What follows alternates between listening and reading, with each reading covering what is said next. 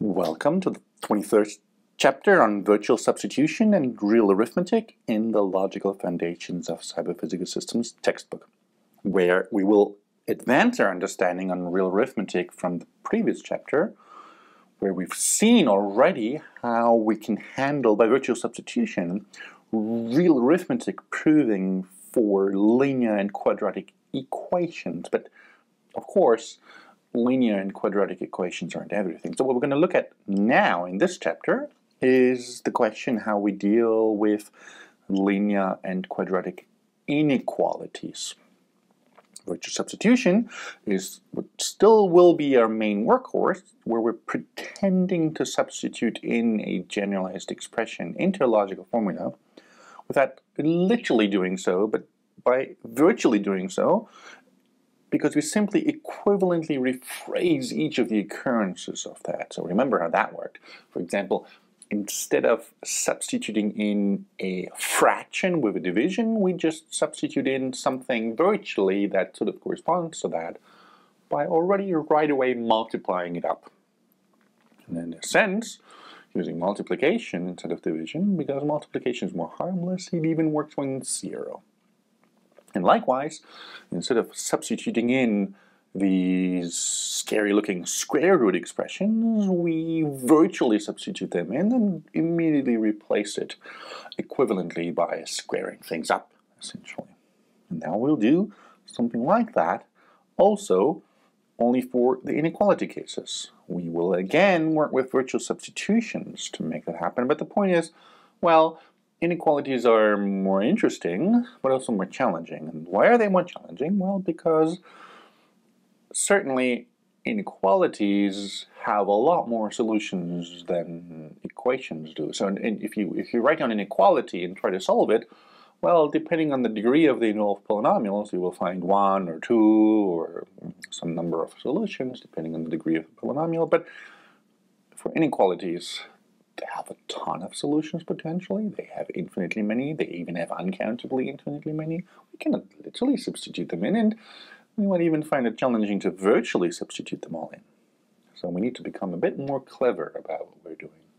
We still, in order to give back a finite formula for quantifier elimination, to give back an equivalent but quantifier-free expression, we still have to somehow find a finite representation of all the possible cases of solutions, which is going to keep us a bit busy. But the point of today's chapter still is that because cyber-physical systems are so important and require a significant understanding, and because differential dynamic logic proves hybrid systems properties with cyber-physical systems applications, but it does reduce it to real arithmetic, which means we need to figure out how to handle the resulting real arithmetic and prove this too.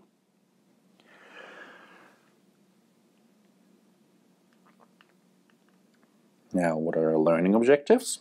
On the modeling and control side, there is again an indirect impact, just like in the previous chapter, that with this understanding from this chapter has on CPS models and controls by informing the reader about the consequences of analytic complexity resulting from different arithmetical modeling trade-offs. Remember, there's always more than one way of writing down a model. There's always more than one way of writing down a property that is, well, for all practical purposes, essentially equivalent. If only we knew what would be better for real arithmetic, that's the thing we would be choosing. In particular, there are quite subtle analytic consequences from different arithmetic formulations for pretty similar questions and have quite an impact on finding the right trade-off for stating CPS models. For example, in practical terms, if you would like the safety distance of your car compared to a stoplight to be good, it doesn't matter a whole lot whether you're stating that the position of your car should be less than the position of the stoplight, or whether you're stating that it should be less or equal than the position of the stoplight. Because, yeah, sure, mathematically there's a difference, but in applications, not so much. Because if you're stopped right at the same position as the stoplight, well, that's good enough if you wanted to, and maybe also it's bad if you don't want it to, depending on what your arithmetic trade-offs look like. Now, on the computational thinking side, this chapter is a lot more heavy again, because we will be looking at rigorous arithmetical reasoning, which is of course completely crucial for cyber-physical systems, and we will look at not just how that can be done rigorously and automatically for equations, but also for inequalities, where again, that's crucial in reality because many properties of cyber-physical systems are stated in terms of inequalities because, well, you worry a lot about distances, being bounded, not too far away, but far enough away, and things like that. So that happen rather often. In fact, quadratic expressions happen rather often because often you deal with norms of the Euclidean norm, and which is a quadratic expression at the end of the day. Now, we will still be exploiting the logical trinity for real arithmetic because we will still, just like in the previous chapter, exploit the flexibility of moving back and forth between the syntax and semantics of an expression at will. Only now, we won't stop at just moving back and forth the logical trinity by looking at the roots of a polynomial and avoiding the mention of their square roots and divisions as solutions, but we will also do so for points in between to capture the kinds of things that inequalities need as solutions in an exhaustive way. In fact, what we will be looking at is infinities and infinitesimals as the way of going about it. On the CPS skills side, this chapter has an indirect impact on the CPS skills by looking at the pragmatics of CPS analysis for modeling and analysis trade-offs in order to enable verification of cyber-physical systems at scale. What have we seen already? We have seen already the virtual substitution theorem for quadratic equations. So when we have an equality in the middle of our, without loss of generality, remember, conjunctive number of conditions about an existentially quantified variable x. We say there is an x such that ax squared plus bx plus c equals 0 and some other conditions f. That is true if and only if the solution or the solutions for this quadratic equation make the logical formula f happy. And what are the solutions of this quadratic equation? Well, that sort of depends on, for example, whether a is 0 or not, which in general, remember, we can't know because if a is a polynomial term and other variables, not x, x shouldn't be mentioned in ABC, otherwise it's the wrong shape that we wrote down. But if a is a polynomial in the other variables, then we can't directly easily tell whether it is 0 or whether it might be 0 or whether it definitely isn't 0. So, well, but when in doubt, we can still use logic to distinguish this because we say, well, a is 0, but b is not, and then the linear solution minus c over b is the only solution that this then linear equation admits, and that means the whole existential quantifier is equivalent to the remaining condition f being true for the one solution minus c over b for x that this linear equation then admits, except we virtually substitute it. Remember the bar and the red color here indicating that we don't literally substitute, we merely virtually substitute by rewriting the divisions out of the way right away. But that was only one case. Well, the other case was that it's a proper quadratic equation, and that happens whenever a isn't 0, which again we can't necessarily generally always know, but we can certainly write down or between the two. So a isn't 0, but the discriminant of this polynomial tells us that a square root exists. So the discriminant says that b squared minus 4ac greater equals 0 is true, which means this is a solvable quadratic equation. And in that case, it is equivalent to the remaining formula f being true for one of the square roots. So for either the positive or the negative square root. This is precisely the solution. Minus b plus or minus the square root of b squared minus 4ac and the whole thing divided by 2a. And that means the entire conjunction is equivalent in that case where a isn't 0 to it being true for the positive or negative square root expression. And this square root actually exists because, well, precisely the discriminant said it did. So it's the square root of a real number and not a square root of a negative number. That would give us an imaginary square root.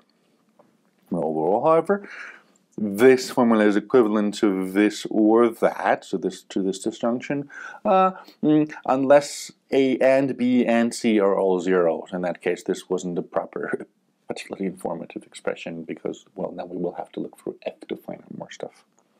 And remember also that the key lemma to make this theorem true is that it doesn't matter whether we use literal or virtual substitution in these cases, in the sense that, well, if we were to use literal substitution, it's sort of kind of obvious where the linear, respectively the two quadratic solutions are the only ones we can have, but of course these would then be in a very syntactically augmented first order logic, where all these square root expressions and divisions lurk around. But it turns out that the formula where we literally take the liberty of substituting a square root expression such as of the form a plus b square root c over d into for x is equivalent to the case where we virtually substitute it in. So we substitute this expression in and rewrite it right away by getting rid of division by multiplication and getting rid of square roots by squaring the expressions and so on along the way. And then since both are equivalent, that means it doesn't matter which one we mention up here, except it sort of actually does, because if we use the virtual substitutions, the ones with the bars in these cases, then we stay in an equivalence that's actually in the first order logic of real arithmetic, which is of course kind of important to make sure that this equivalence is usable in first order logic of real arithmetic. Anyway, this tells us a whole lot, but it only tells us a whole lot if we find a linear or quadratic equation among the conditions on x. If we do, amazing, we're done. But suppose we don't. What happens if there's only inequalities in this formula? Then, well, if this, for example, would be an inequality, but there's an other equation within f, then, well, we would commute the expression and work with that one instead. But if none of them are, if none of them have any proper equations that are informative, or they do, but they could all be zero, then we have to look through f to find out clever stuff. And that's what we're doing right now. So if we had an inequality, if we had a quadratic inequality, again, x of course not occurring in ABC, we've seen that now, then how do we equivalently rephrase the question that there is an x such that ax squared plus bx plus c less or equals 0 and f is true? Well, still, I guess the whole expression can only be true if f is true for one of the solutions of that. How do you solve a quadratic inequality again? Well, you solve a quadratic inequality by solving the quadratic equality and hoping for the best. So, what are the solutions of these? Well, the quadratic inequality has as solutions whatever the quadratic equality has, which are how many solutions again? Well, 1 or 2, depending on whether A was 0 or not, which we generally can't know. So let's plug this in, right? So again, of course, under the assumption that A, B, C aren't all 0, because then this wouldn't be an informative quadratic inequality. This is equivalent to f being true for the linear solution, in case this was actually a linear inequality, or for one of the two quadratic solutions, in case this was actually a quadratic inequality. Well, hold on a moment. I mean, that sounds fine so far, because certainly the one linear root of this polynomial is a solution in case it was linear, and the two quadratic roots of this polynomial are solutions in case it was really quadratic and solvable inequality. But these aren't the only ones, right? I mean, there could be more solutions because we're talking about an entire inequality. So yeah, we need to plug other stuff in, which I guess gives us more disjunction somewhere. But what? What are we supposed to do? I mean, f and then the solution. But then actually but then actually this solution plus or minus something. But what? Oh, it's hard.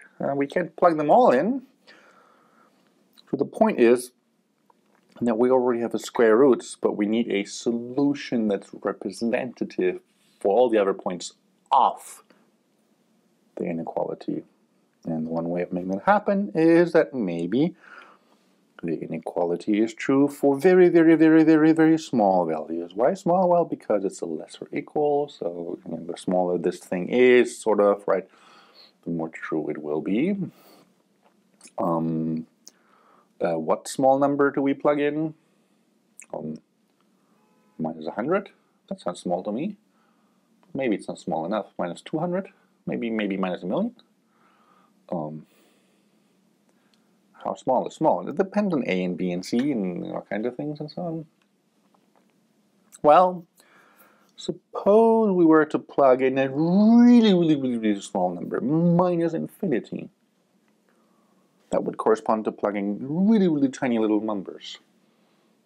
The only problem is, what is minus infinity? So it's a rubber band number, sort of, that whenever you take it and compare it to another number, it will say minus infinity is smaller than any other number you measure it with. Just like plus infinity is a rubber band number that always is a bit longer than you expect it to be. Whenever you take the plus infinity and compare it to another number, then the infinity says, actually I was a bit bigger than you thought I was.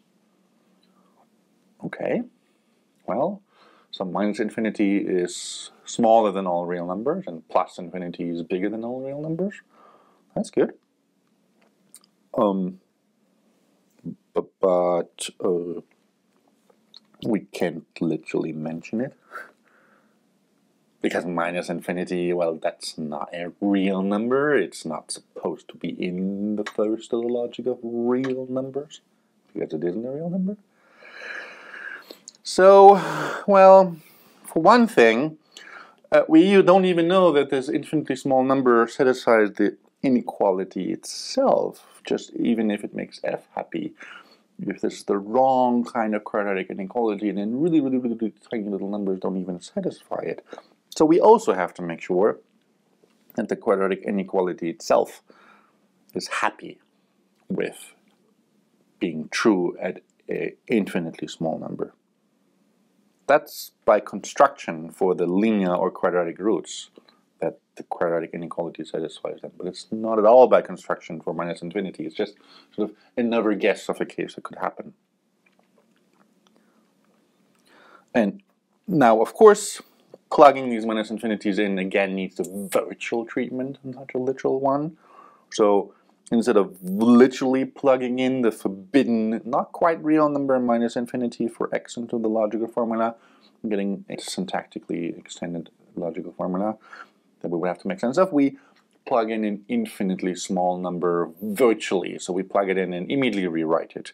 And here we have on the left-hand side this extended first of the logic of the reals with minus and plus infinity somehow added on to that. But on the other side, we stand completely in first logic of real arithmetic. We just syntactically get our way out of that.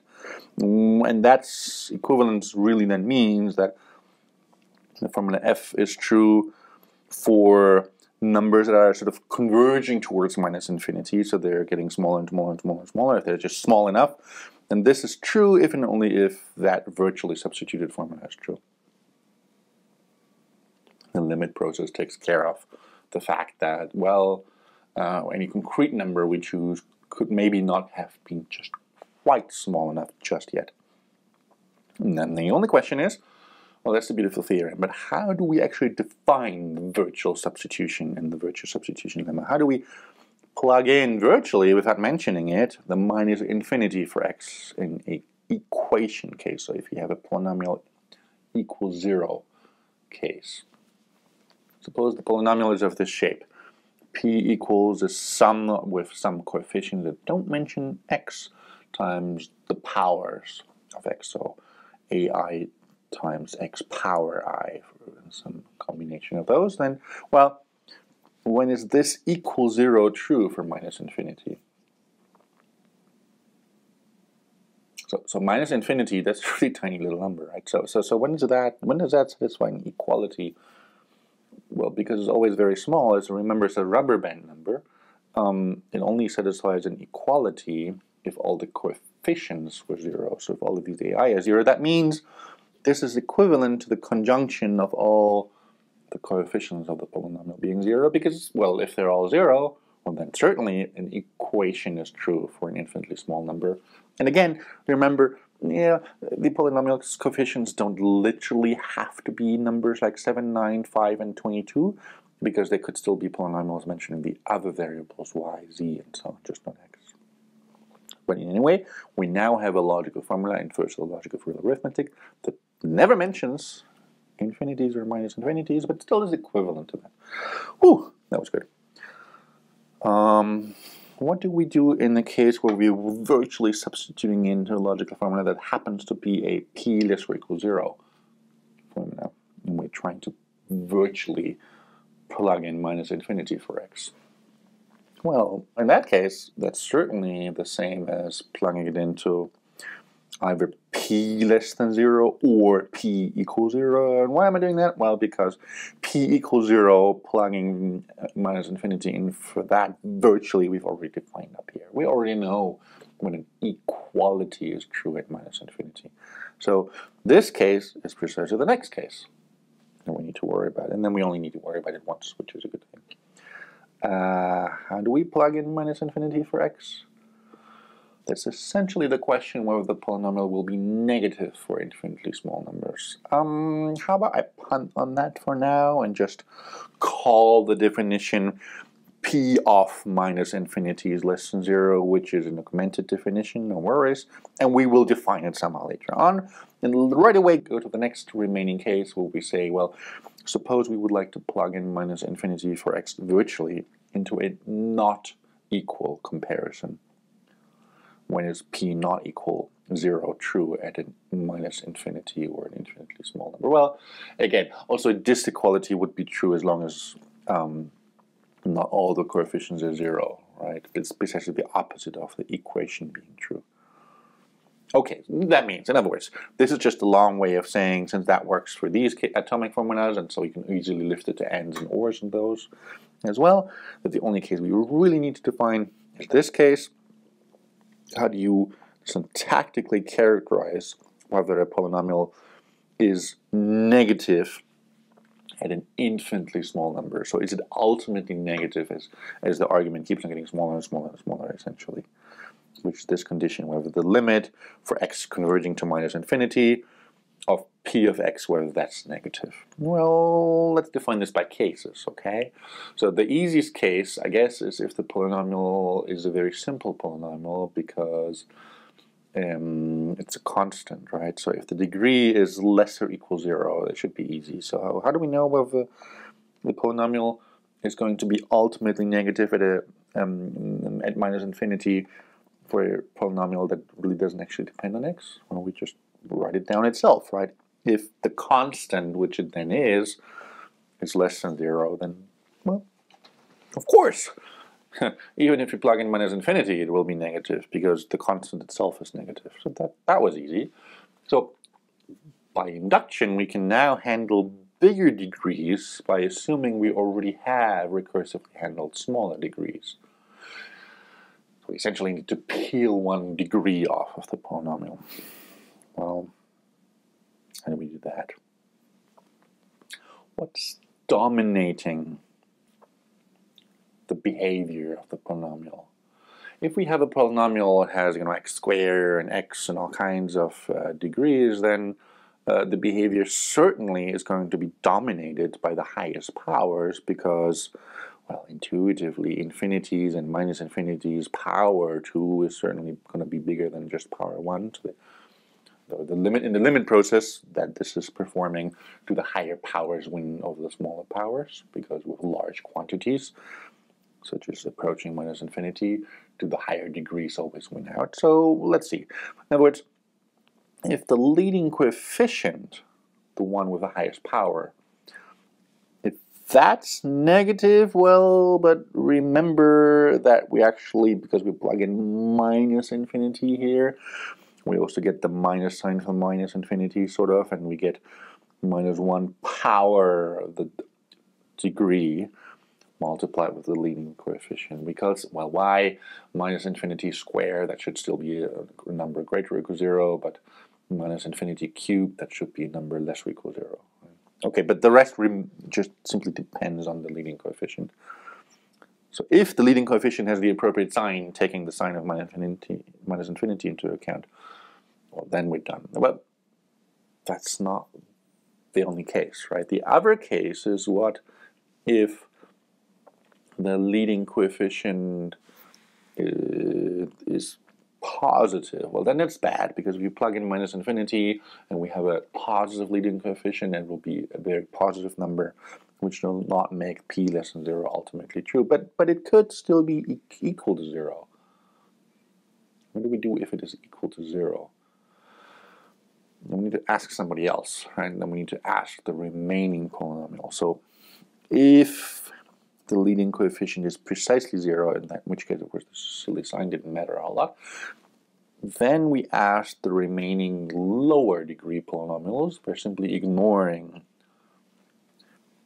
the nth power. So while the polynomial was of the shape a sum over I equals 0 to n, now we only go polynomial of I equals 0 to n minus 1, and ask the lower degree polynomial whether at minus infinity it is negative, which inductively we have already defined, because its degree here is going to be less than the degree that p has. Cool. Anyway, the point is now we have an entirely logical condition on the polynomial that is equivalent to the question whether the polynomial is ultimately negative at minus infinity, so p at minus infinity is negative, and that's precisely the question we had to answer here, and now we're done with virtual substitution. Great.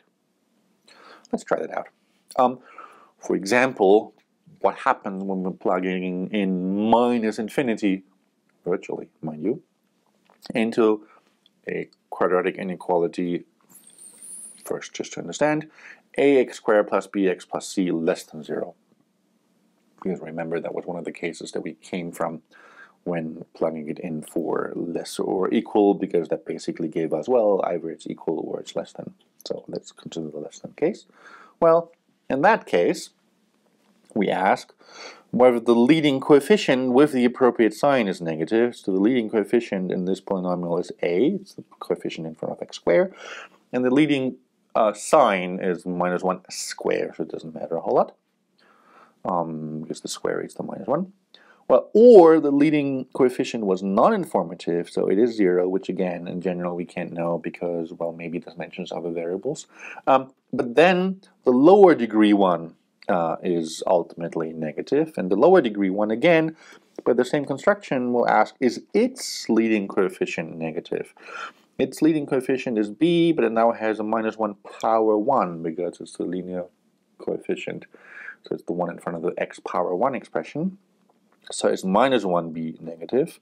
Or is it again still unresolved? So is that leading coefficient also 0? But then we ask the leading coefficient of the remaining, now only constant expression. Now we fall into the first case because the degree of c itself is certainly 0. So we just ask whether c is less than 0. And then we take the whole thing and simplify it a little bit. For example, this apparently didn't matter, right? Here we have minus b less than 0. We could have might as well multiply the minus 1 out and ask whether b is positive. And we get this expression and think about it and say, actually, that makes some sense. So at minus infinity, is ax squared plus bx plus c less than 0 true? Well, whenever the leading coefficient is negative, sure, because then it will be the x minus infinity squared will be a very good number, greater or equal to 0 number, dominating anything else. But since the leading coefficient is negative, that whole sign will tend to minus infinity. Well, or it wasn't, right? If a is 0, well, then we ask b whether b itself is positive, because plugging minus infinity in for x will be a negative number. If we multiply it with a positive number, it will also ultimately be negative. Or if that still didn't give us a sign, then we ask c itself. The constant is negative and the other coefficients were 0, then of course also at minus infinity will it be negative. And that just corresponds to the cases down here. For example, for the case concrete one, minus x squared plus x plus 1, because the leading coefficient is negative, we have this case, and if you plot the polynomial, then of course, yeah, at minus infinity, so if we keep on walking that way infinitely far, we will indeed find a negative sign. Makes a sort of sense. For example, for the case where a equals 0, but b is positive, so for this case here, for example, x plus a half, we find out that this linear function will indeed, if we keep on walking infinitely far to the left, right, so mind you, this is not connected here in a certain sense, right, do we find a negative sign. And for the case where a equals 0 and b equals 0, but c is negative, so it's actually this, in this case here, for example, the constant polynomial minus 1, do we also find, if we keep on walking infinitely further to the left, that the sign is negative. So this seems to work just fine. Now, that defines for us virtual substitution for quadratic inequality solutions, linear solution, quadratic roots, or an infinitely small number, minus infinity. There's other conditions to worry about, so let's just directly generalize it right away. What happens here in this first logic of real arithmetic, augmented with the minus and plus infinities, really, that we had? Well, what happens is that the ordering relation needs to be augmented such that for all numbers, even infinities and minus infinities, is minus infinity less or equal this number, and that is less or equal plus infinity. So in other words, minus infinity and plus infinity are the smallest and biggest augmented extended real. That's complete lattice because every subset now has a supremum or infimum. When in doubt, you refer to plus infinity or minus infinity. But how do you define arithmetic on this beast? Well, for example, what is infinity plus 1? Well, infinity plus 1, that also is some number, but it's supposed to be less or equal infinity, right? But also infinity plus 1 is supposed to be bigger than infinity because we just added something. So certainly infinity is supposed to be less or equal than infinity plus 1 because, hey, we added 1. But because infinity was the biggest one, also infinity plus 1 needs to be less or equal infinity. So infinity plus 1 and also infinity plus x is actually infinity. That's weird, right? Minus infinity plus x, but however is then minus infinity, so they're magnetic in a certain sense, the infinities, right? Infinity times x? Well, I guess that's an infinity at least for positive x's, right? If we multiply infinity with a positive number, it will stay infinite, even if it's a very tiny one, like infinity times 0.000001, still it's going to be infinite. But if we multiply infinity with a number that is negative, then we're going to get minus infinity, right? Because the negative one slips the sign. And in these two cases, it's a dual. So minus infinity times a number which is itself positive stays in minus infinity. But minus infinity times a number which is itself negative becomes plus infinity. Okay, so far this was working quite well. What's infinity minus infinity? That we also somehow need to define. I guess that's actually kind of bad. That's really undefined because, well, infinity minus infinity is of course nothing else than infinity plus the inverse of infinity. So it's infinity plus minus infinity. What? But wait a minute, right? By these up here is minus infinity the same as minus infinity plus 1, right? So here. Now we can reassociate and have infinity minus infinity and the whole thing plus 1. So this number that we're starting out to define here is the same as its plus 1 successor, and that's going to begin to be very awkward if you're not careful. Likewise, 0 times infinity. Remember, infinity times a positive or negative number we already know, but 0 times infinity? No, there's like two limit processes trying to compete for attention, right? This is a very small number, 0. This is an infinitely large number. If we multiply them, it's better to make sure they're undefined.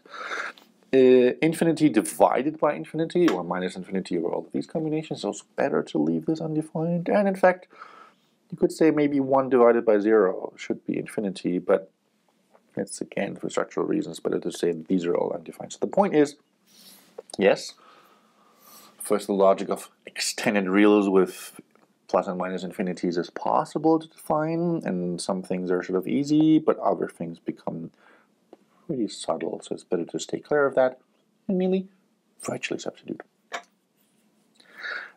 These infinities are only needed virtually during the virtual substitution, never explicitly, only in our arguments about it. Why is it correct? Never literally when writing anything down. Now, okay, that was cool, but now let's look at quadratic inequalities that are strict. Ax squared plus bx plus c is less than 0, and some other conditions f. When does such an x exist? Well, it's a quadratic polynomial. We know the roots of the quadratic polynomial. We even know that the roots are 1 or 2, or maybe 0, depending on whether the polynomial has a actually linear behavior, so a is 0, wherever it has a proper quadratic behavior, and then the discriminant tells you whether the quadratic solutions exist or don't. That's all cool, but what happens if we plug them in? So let's write it out. The solution of this quadratic polynomial, which if it really is a linear polynomial, will be the linear solution. The roots of this quadratic polynomial, if it really is a quadratic polynomial and has square roots, will be the positive and negative square root. And then there's the still minus infinity case that we virtually substituted. Well, okay, well, that's all nice, right? But if this is a strict inequality, of course, the points where the polynomial evaluates to 0 are actually the wrong one, because they don't even satisfy the strict inequality. They only satisfy the weak inequality. So what do we do then? For example, in the linear case, I guess we don't need to plug in minus c over b, which is the case where these things in the linear case are 0, but we need to plug in a point slightly off of that. Just like with the quadratic roots, do we not need to plug this places where there's 0 in correctly, but places that are slightly off? How much off? I don't know. +1 maybe? Well, maybe that was actually too large, so maybe plus 0.1. Well, depending on the coefficients, that might also be too large. Maybe plus 0.01. Well, you know what? They might also have been, so maybe 0.001. Or actually, you know what? Maybe 0.001. You kind of get it, no matter which number I write down. These will not quite be small enough. We need to plug in a number that is really tiny, because the square root solutions will not make the strict inequality true. Only points that are slightly off will make it true. But no matter which concrete number I plug in for epsilon, it might have been just a little bit too big. So the point is, epsilon, again, is a rubber band number, one whose magnitude, whose absolute value, is always smaller compared to any number. That's a real one on any comparison. So whatever number you're trying to compare this epsilon to, it just automatically shrinks a little bit and says, I was really a bit smaller than you thought I was, in order to make sure that the coefficients that we have here in the polynomial and its quadratic solutions and so on aren't incompatible with the epsilon. So what's this epsilon? It's an infinitesimal, right? It's really, really tiny. And the point is, again, that while this sort of, I guess is the right solution, but it's the right behavior in a very, very, very extended first order logic with infinitesimals. And the point is that plugging in these infinitesimals into the logical formula literally is equivalent to plugging them in only virtually with a virtual substitution we're about to define, where this here leads to non-standard analysis, which is first order logic, of the field of the reals extended with these infinitesimals epsilon that are just smaller than any positive real number on any comparison. And that side is just vanilla for the logic of the reals, just rewritten away appropriately. So in other words, the formula f itself is true in a state where we replace the value of x with a value r that is converging to e from the top, so it's getting closer and closer and closer to e, if and only if the right-hand side formula is true in the original state. So this is virtually substituted one where we sort of pretend substitute e plus this impossible infinitesimal into it. So what are these infinitesimals now? Well, this is the non-standard field extension of the reals with infinitesimals, but as soon as we add infinitesimals, we also have to like add in what does an infinitesimal plus an infinitesimal mean, what does an infinitesimal times an infinitesimal mean, all kinds of things. What are these infinitesimals? They're always as small as needed. Remember, they're rubber band numbers, so an infinitesimal is positive, but it's smaller than anything else that's positive. So for any other proper real number that you compare it to, if x is a positive number, then epsilon says, I'm actually smaller than you think I am, no matter how tiny the positive number is. Epsilon is always a bit smaller than that. Now, this changes everything because, for example, the standard reals satisfy the Archimedean property. For any number that is 0, that is a real number, if you just add it often enough, it'll exceed 1. That means for every real number that isn't 0, is there some number of times that if you add the number to itself that many times, and then take the absolute value, you do get a number that exceeds 1. Archimedean property says even tiny things, if you add them up enough, they'll exceed big things. But that's very different for the infinitesimals. So the reals with the infinitesimal added on to them are non-Archimedean. Why? Well, because even if you add any natural number of times this infinitesimal to itself, will it still be smaller than 1? So that's the non-Archimedean property that says there are things that are so tiny that no matter how often you add them to themselves, a natural number many times, do they still not account for anything? Well, in what sense are infinitesimals? Inverses of infinities, and to some extent you can imagine them like that, right?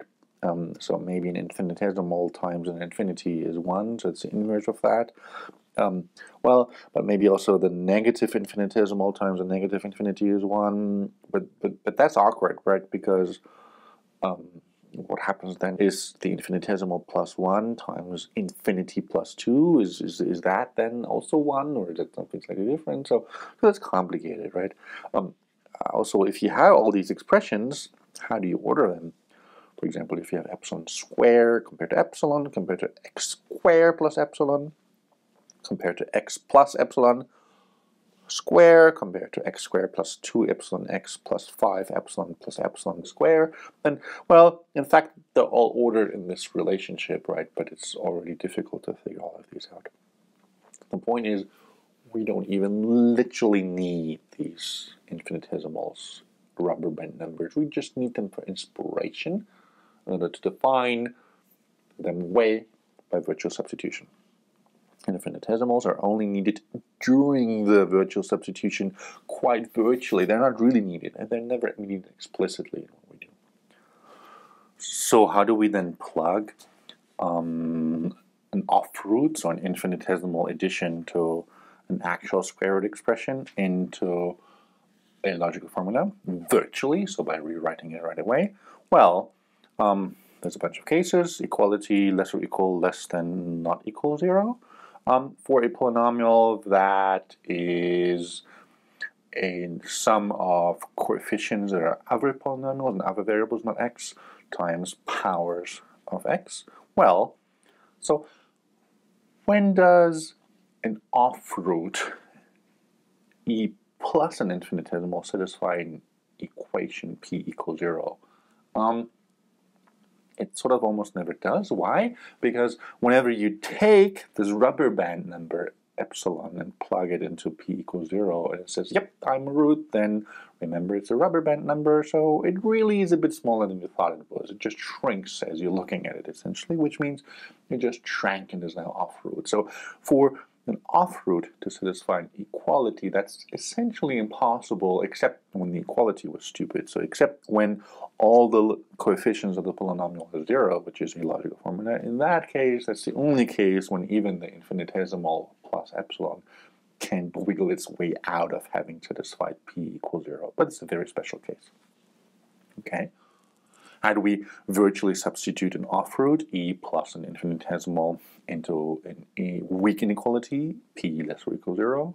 Well, we do the same trick as before. We punt on that and say, well, that's true if we substitute it into p less than 0 virtually, which we define in a moment, or we substitute it into the equality, which we have already defined up there. Very nice.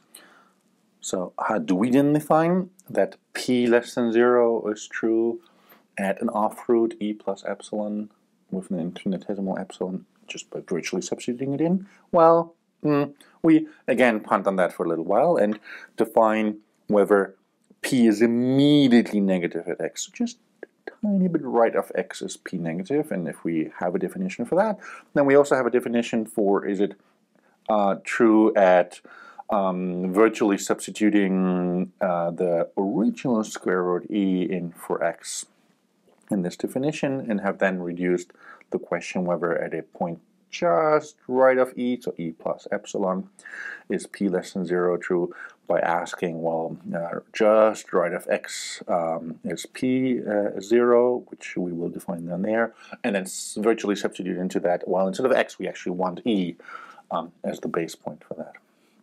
So, but before we actually define that, let's first finish off with p not equal 0. When is that true after virtual substitution? Well, just like an equation is almost never true at an off root, and not equals is almost always true, except in very stupid disequalities, which are the ones where none of the coefficients is non-zero, because well, then not even the wiggling around of the off-root epsilons have a chance to make this true. That's precisely the opposite of that.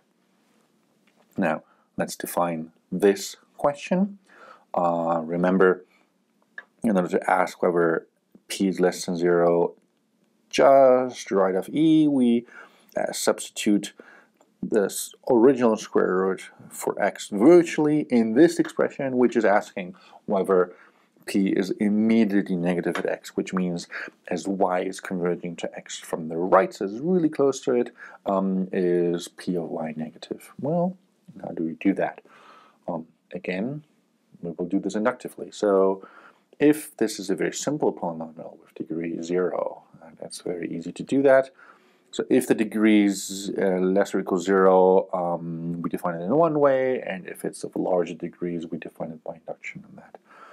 If it's a constant polynomial, then is it immediately negative at x? So just right of x is it negative? Well, that's just whether it is negative, because if it is currently negative, because it doesn't have a variable x occurring at all, has degree 0, or less than p less than 0 precisely is the equivalent to that. Now, in the other case, if variable x actually occurs, well, then we have to be a bit more clever. Then what is determining the behavior right next to x? Well, let's see. So if p is presently negative at x, then of course it also will still be presently negative just immediately after x, because, well, x doesn't change that quickly, right? Remember, we're in the business of actually defining what it means to add an epsilon infinitesimal to that. That doesn't move so far as to touch a root. So if p is less than 0, then p will still be immediately negative at x, because, well, by continuity, we don't drop from negative, increase to 0 without having moved a bit of a distance. But if that's not the case, right, if p is actually 0, then there's still another case where it would be immediately 0, even if you're presently at a root, namely if the trend is going downwards. And how do we ask the trend? Well, you better do it in terms of a lower degree polynomial, otherwise our inductive definition won't work. But who do we ask for if in need of a question, what's the trend at a point where it happens to be 0? We ask the derivative of the polynomial. So the derivative of the polynomial, and ask that, dear derivative, are you immediately negative? 0. And the derivative of a polynomial, remember, will of course have lower degrees, so that's actually well defined because we're defining immediate negativity at a degree p polynomial by reducing it to immediate negativity at a degree p minus 1 polynomial at most. So we break ties by successive derivatives being immediately negative at the roots of p, and then plug it all in. Let's see an example of that, right? So immediate negativity is the key notion, and for example, if we ask, is ax squared plus bx plus c immediately negative? Then, well, it is immediately negative, exactly by this definition, if it's presently negative here, or it's presently 0, but the trend is negative, and the trend is the derivative of this, right? So ax squared plus bx plus c has a derivative 2ax plus b, and if that's negative, right? Again, we recurse into this. If it's negative, then, well, because the first derivative is negative, we know. Or if that first derivative is still 0, right, then we ask the next derivative. The next derivative of 2ax is, of course, 2a, and now we're in the base case where we have a degree 0 polynomial, and so we just leave around whether 2a is less than 0. Cool. Having done so, remember that we use this auxiliary definition in order to define what it means to plug an off root, so just right of the real root of the polynomial into it, by asking, let's plug the actual square root into the immediate negativity, which we just computed up there. So here it is, and we plug the literal square root into this immediate negativity expression, which, well, remember how the virtual substitution works. We plug the square root that solves this equal 0 into this less than 0 question. So of course it will have to come out now. We plug the root into an equal 0 thing for its own quadratic polynomial, so that of course will have to come out with a yes.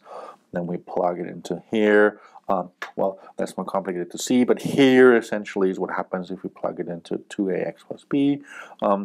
Here's what happens if we plug the square root expression for the quadratic polynomial and the linear polynomial. That will happen to be 0 equals 0, so true. And here's what happens if we plug it into the 2a less than 0 case, but just, of course, just 2a less than 0 because, well, x doesn't even occur. Right?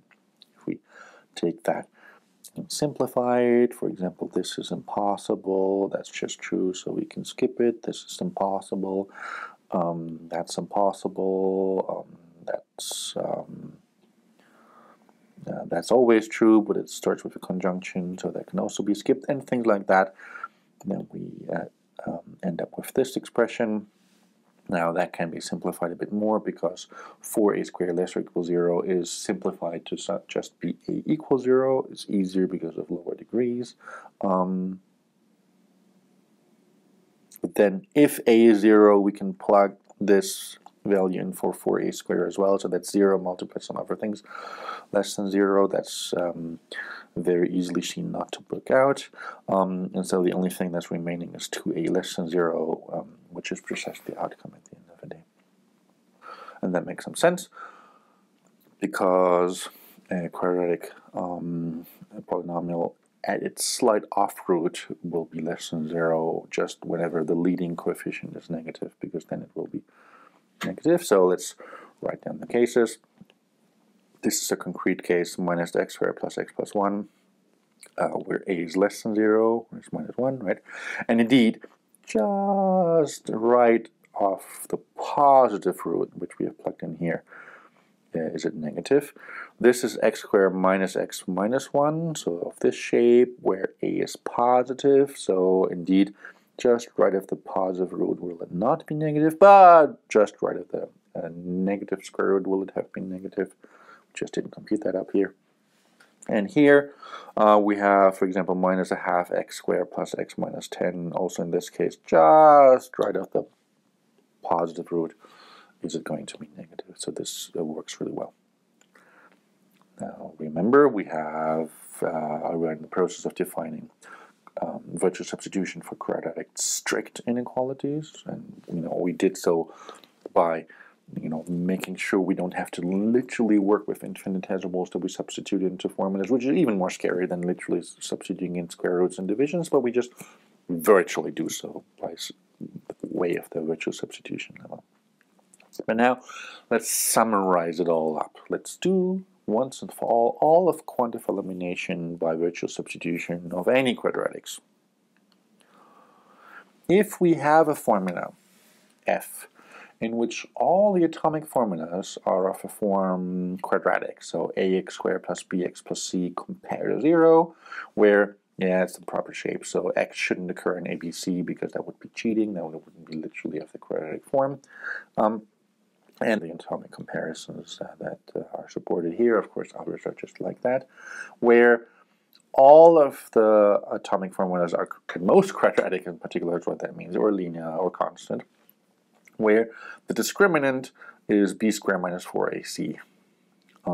Just to abbreviate the notation, then there is an x such that f is true if and only if, we've already seen it, either f is true at a really, really tiny little number, minus infinity, that's where these inequalities help, or, and now it depends, for the weak inequalities or the strict inequalities, for all of the ones we find in the formula f, do we write down its characteristic behavior. So if it was really linear equation or linear inequality, so a equals 0 but b wasn't, then we plug in the linear solution. Or if it was properly a quadratic one, so a isn't 0, but the discriminant, look, b squared minus 4ac that comes out of that, says that a solution exists at all, then we plug the positive or negative square roots into this. So exactly minus b plus square root of this d over 2a, or minus b minus square root of the d corresponding to this over 2a. In other words, for a weak inequality, in addition to the minus infinity cases, do we plug in the linear and the quadratic positive or negative solutions, depending on which case we're in. If we can't make up our minds, then we leave both the a equals 0 and the a not equals 0 around logically. That was for the weak inequalities, where the actual roots are the right solutions. Now for strict inequalities, we can't do that, but we plug in off roots. We plug in a point that's an infinitesimal away from the linear solution, and we plug in points that are an infinitesimal away from the positive and negative square roots. Again, virtually next to the expressions. And the equivalence really needs roots and off roots from all of the atomic formulas you find in F. Now, what do we do with equations and disequalities? Well, e equals 0, that behavior is what we already started out with. It's essentially the same as the behavior of lesser equals 0, except that then minus infinity plugging in won't actually end up working very well. But that means we can add it into the lesser equal case. We can write down an equal as one of the cases we consider here as well. And the not equal. Well, the roots certainly don't satisfy the not equal. That was easy enough. But we also can cover the not equals as part of the strictly less thans in the condition as well. So now we have the actual virtual substitution theorem for inequalities that says there is an x such that f is equivalent to a bunch of cases. Really small numbers, or the linear or quadratic roots, or the linear quadratic off roots with infinitesimals added into this. And all of this, of course, needed the virtual substitution lemma, as I said. Plugging in square roots and divisions literally is equivalent to plugging them in virtually to make sure we stay in for the logic of real arithmetic. Plugging the minus infinities in literally is equivalent to plugging them in virtually just by rewriting right away. And plugging the off roots in literally is equivalent to plugging them in virtually so that we stay in for the logic of real arithmetic.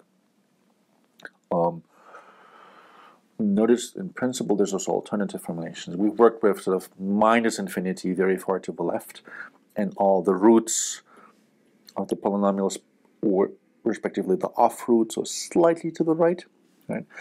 Alternatively, we could have rephrased everything to have the positive infinity in all the cases slightly left to the square root. So we would have had e minus an infinitesimal into plus infinity to cover all the cases by having plugged in not just the square roots or linear roots or whatnots and so on, if at all applicable, and the slight off roots to the right and the minus infinity, but also have covered all the cases the other way around. In principle, those two formulations are the same. We might as well choose the one we've seen. In particular, the point is also that even if one polynomial doesn't select the appropriate roots because it wasn't its roots, no root can be rejected without being mentioned by another polynomial, nor can any off-roots be rejected without another polynomial being there that has different roots and will thus generate more roots. By the way, notice that generalizations to quantitative elimination of higher degrees also do this kind of thing. They place sort of representative points into all of those intervals, but it does then become more complicated because you cannot just write them down of nested higher root expressions, for example. So you need to look at derivatives and relationships of derivatives to figure it out appropriately. Why is this theorem a theorem? Why is it correct? Well, one direction is really easy. This is a by implication. The direction that says these guys imply that guy is really easy. That just follows from the virtual substitution lemma with the extended term witnesses, because essentially we plug in concrete points, and if f is true for any of those concrete points, I guess there is an x such that f. Well, here we virtually, which is equivalent to literally, plug in square root points. Here we virtually, which is equivalent to literally, plug in linear solutions, and here we plug in virtually, which is equivalent to literally minus infinity points and off epsilons and so on. But you know, they all correspond to certain real numbers at the end of the day, even if sometimes after limit processes. So the implication from right to left really straightforward. But the hard direction is, of course, that if none of them was true, that there couldn't have been another point that would have done it. So the implication from here to there is the hard one, the one that isn't just based on the witness, but the one that says if it isn't one of those, there isn't another witness either. Is that true? In a proof sketch, please look at the textbook for a much more elaborate proof, that this equivalence is valid if and only if it's true in every state. Okay. So let's fix an arbitrary state, and then arbitrary state do, of course, all the other variables have concrete real values, which means there's only one variable remaining. Everything else already has a concrete real numeric value. And now, by a property it's called ominimality, the solutions of these polynomial conditions form a finite union of disjoint intervals because, well, now we have a univariate polynomial, remember, right? We only have one variable and one polynomial, and one variable only has finitely many roots. Well, f could mention multiple of them, but even finitely many polynomials in one variable only have finitely many roots. Now, without loss of generality, we have moved the interval endpoints such that they exactly correspond with all the roots, because all the polynomials are quadratic in f, which was one of the assumptions of the virtual substitution theorem for quadratic polynomials, can no other roots actually exist.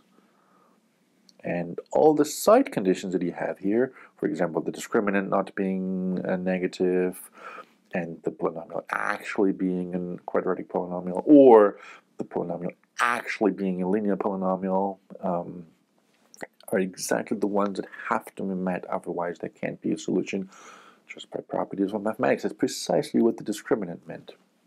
And then, whenever you have a non-point interval, right, then it also does contain the epsilon offsets, because, well, this rubber band number is always a bit smaller than whatever endpoint we could have chosen. So whatever is the next endpoint for the polynomial where one of the polynomial changes signs, The epsilon is always just small enough to fit into this. This is the proof sketch of intuition for this.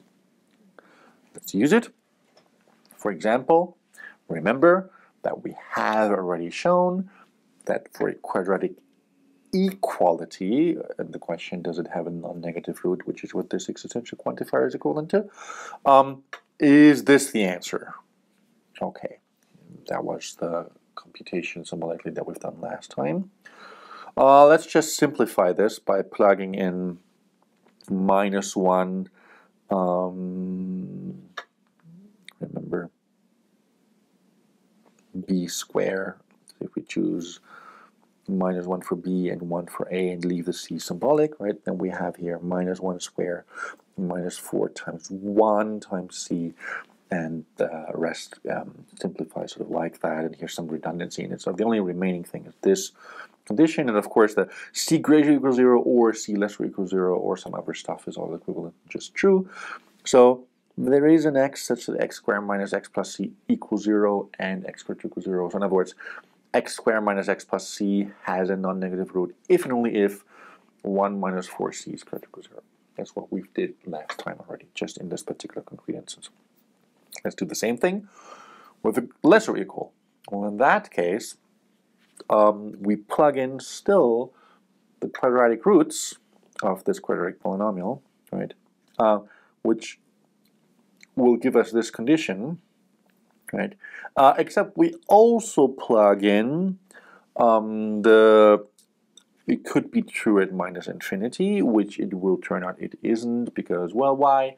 Well, the leading coefficient is positive, and so if you plug in a really negative number, and for x, of course, this won't be less or equal 0, this will be bigger or equal 0. So this will end up coming back with a false, so that doesn't give us any new behavior. And remember, in the theorem of virtual substitution, we leave the disjunction of all the solutions of all the polynomials, including also that polynomial here, right? And from that polynomial, x, the solution is, of course, well, guess what? 0, right? And if we plug in 0, that will solve that side.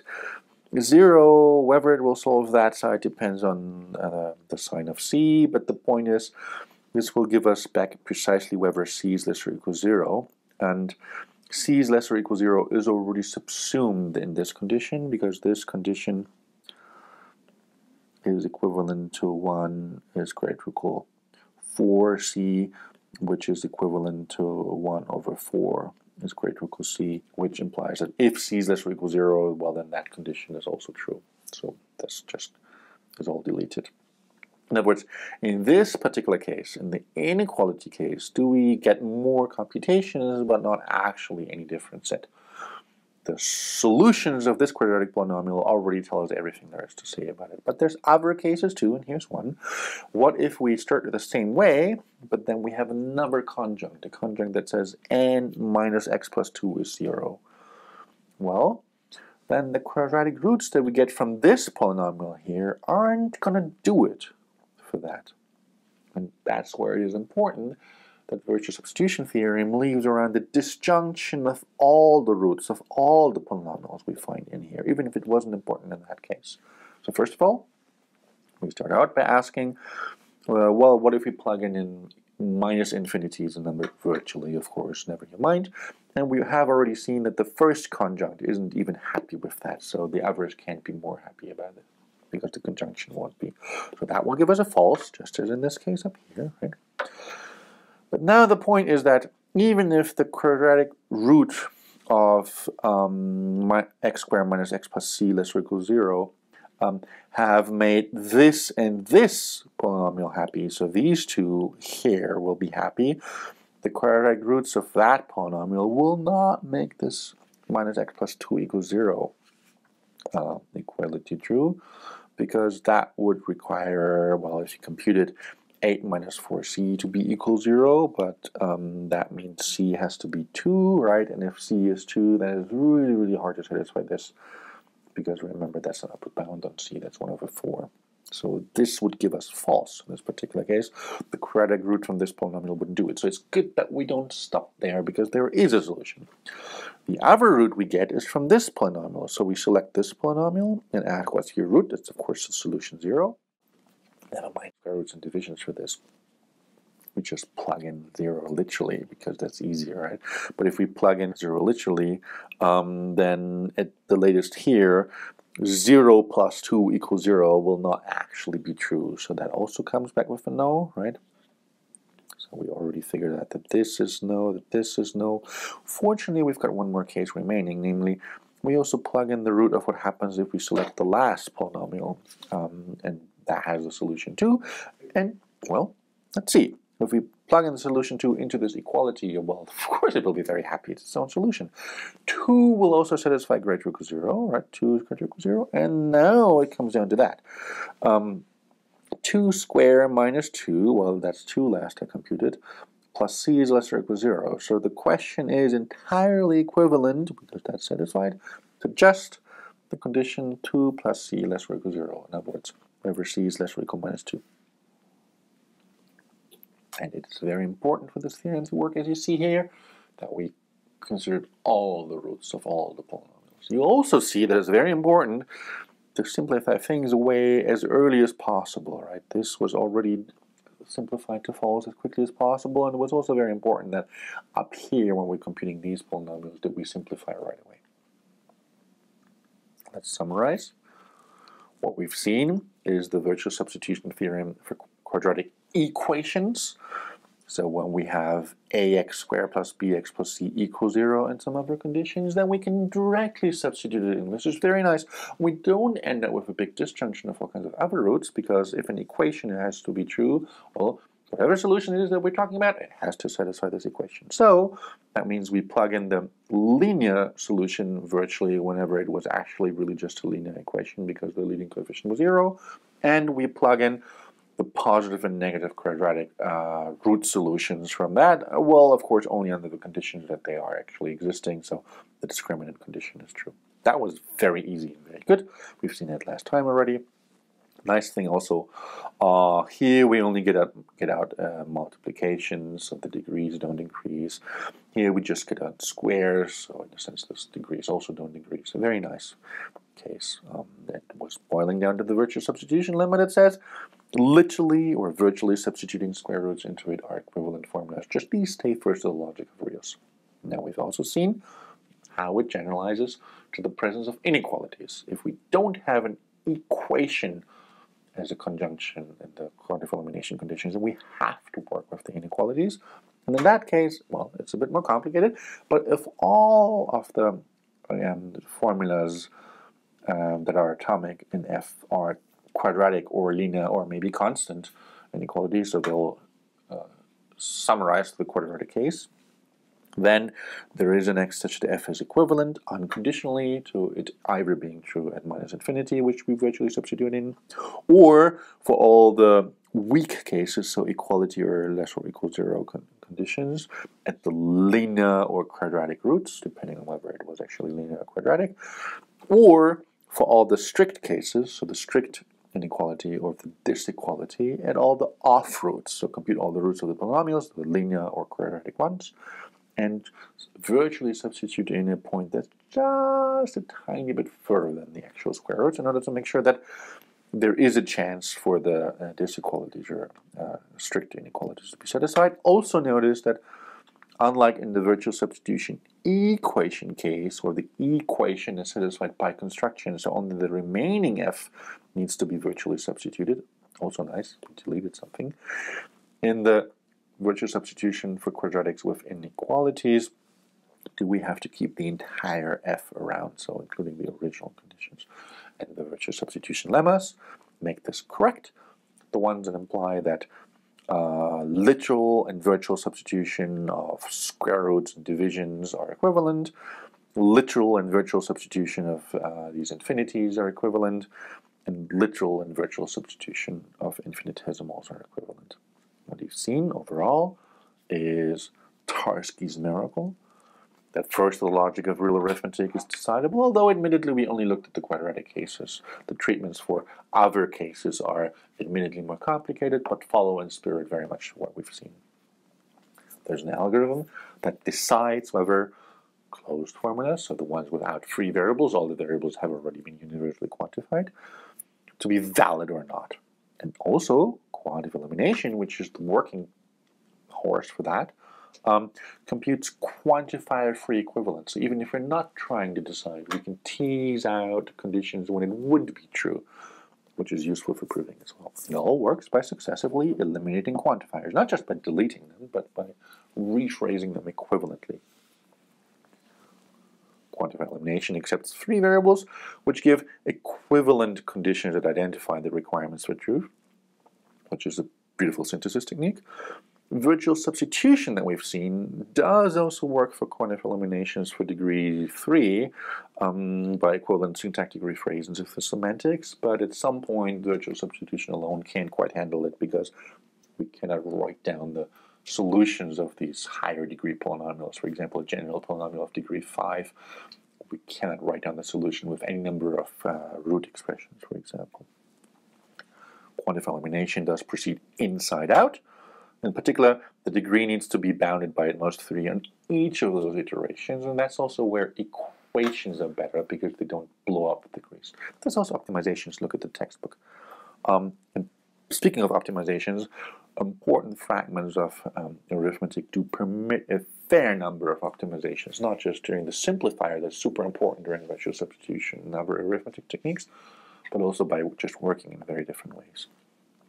In particular, also, universally quantified weak inequalities or existentially quantified strict inequalities are easier because they all boil down to infinitesimals and infinities, and they just never satisfy any equality except in extremely degenerate cases, which you can prevent by appropriate assumptions. So they're easier to handle because they don't have all those complicated cases anymore. So rephrase your question in arithmetic to make sure you fall into the fragment, if at all possible.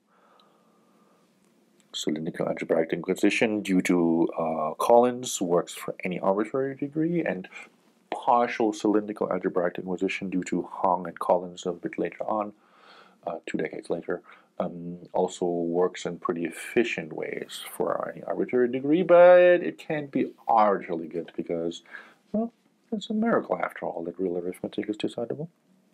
In other words, the takeaway lesson for you is that you should be simplifying the arithmetic to the relevant parts, using your structural insights about the kinds of questions you would like to show about your cyber-physical system, and then transform them to make it all fit back together.